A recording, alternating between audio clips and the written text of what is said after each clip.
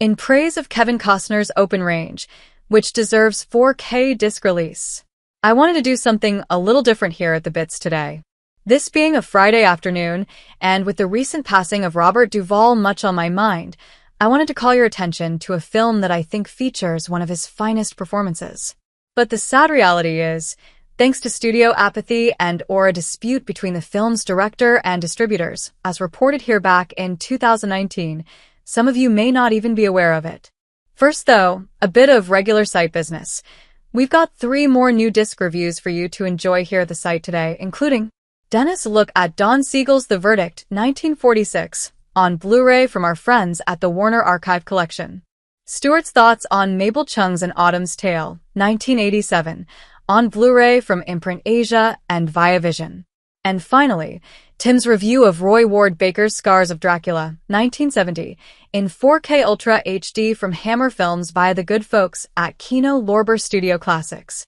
More reviews are on the way for next week, including 1 or 2 from yours truly, so be sure to check back for them.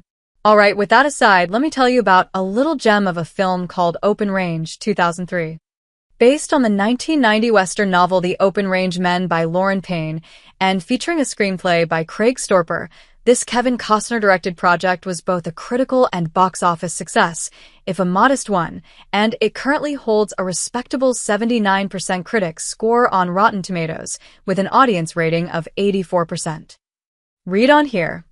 The film centers on a pair of seasoned cattlemen in 1882, Boss Spearman, Robert Duvall, and Charlie Waite, Costner, who along with hired hands Mose, Abraham Benrubi, and Button, and as Diego Luna in an early Hollywood role, are driving their herd cross-country across Montana to graze on open-range grasslands. But at this point in the history of the American West, wealthy ranchers are staking ever greater claims of ownership, and they don't take kindly to so-called free grazers on their land.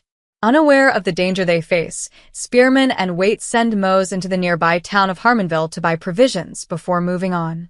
But when he doesn't return after 2 days, they ride in after him and discover that the young man has been beaten and locked in jail by the local marshal, James Russo, and his henchmen, at the direction of the ruthless landowner Denton Baxter, Michael Gambon.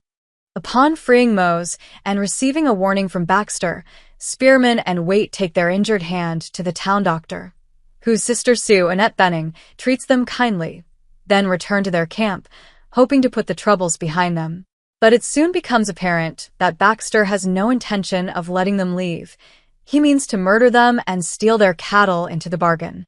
And when things inevitably turn violent, Spearman and Waite, a former Union soldier still traumatized by his service in the Civil War, realize that the only way they'll survive and find a measure of justice is to confront Baxter and his men head-on, with the good citizens of Harmonville caught in the crossfire.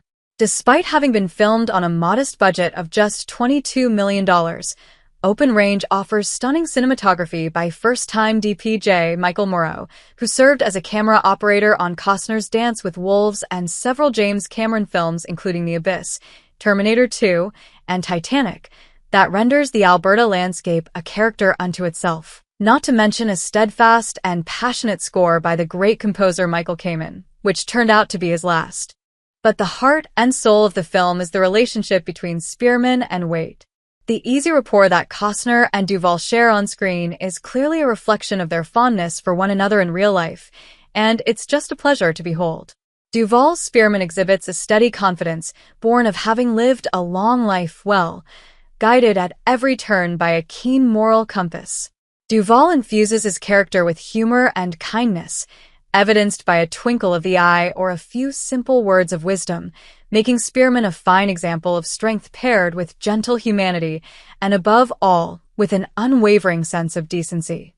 It's these attributes, as much as Spearman's ability to cowboy, which inspire the respect and admiration of Waite, Mose, Button, and others they meet. In addition to its leads, the supporting cast is populated by a host great character actors, including Michael Jeter, appearing here in his final role. The film is dedicated to his memory and to that of Costner's parents. Open Range is packed with great character moments, stunning vistas, and simple and evocative moods. And when its full fury is finally unleashed, The violence is muscular and unflinching, and the film's climactic gunfight is widely regarded by Western experts as one of the best ever filmed, with fine stunt work and award-winning sound mixing. But what rings out most loudly here is the film's underlying message, which is that true strength lies not in dominating others, enriching oneself, or seeking out violence. Rather, it means having the confidence to protect others while living by a moral code, and having the strength to meet violence with courage when and if it becomes necessary. To close this review, I thought long and hard about what I might show you from the film, perhaps its trailer or a particularly good scene. Instead, I offer this, the film's first 6 minutes on YouTube.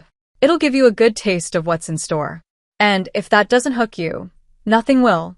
Bottom line, Open Range is one of the finest and yet sadly most overlooked westerns of the last several decades. And for my money, while Costner has made a number of great films, if there's a better one than this, I haven't seen it. At the moment, I don't know if it's the film's producers or distributors that have kept Open Range from getting a proper US physical media release, beyond a long out-of-print DVD, or simply apathy on the part of Disney, which owns the film via their Touchstone Pictures label. But the fact that you can only watch it here in the States via digital streaming is a crime against cinema.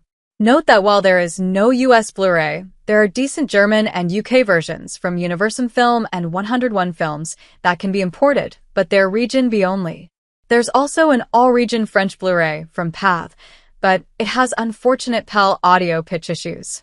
If by some chance Kevin Costner should read this review, let me just say something plainly.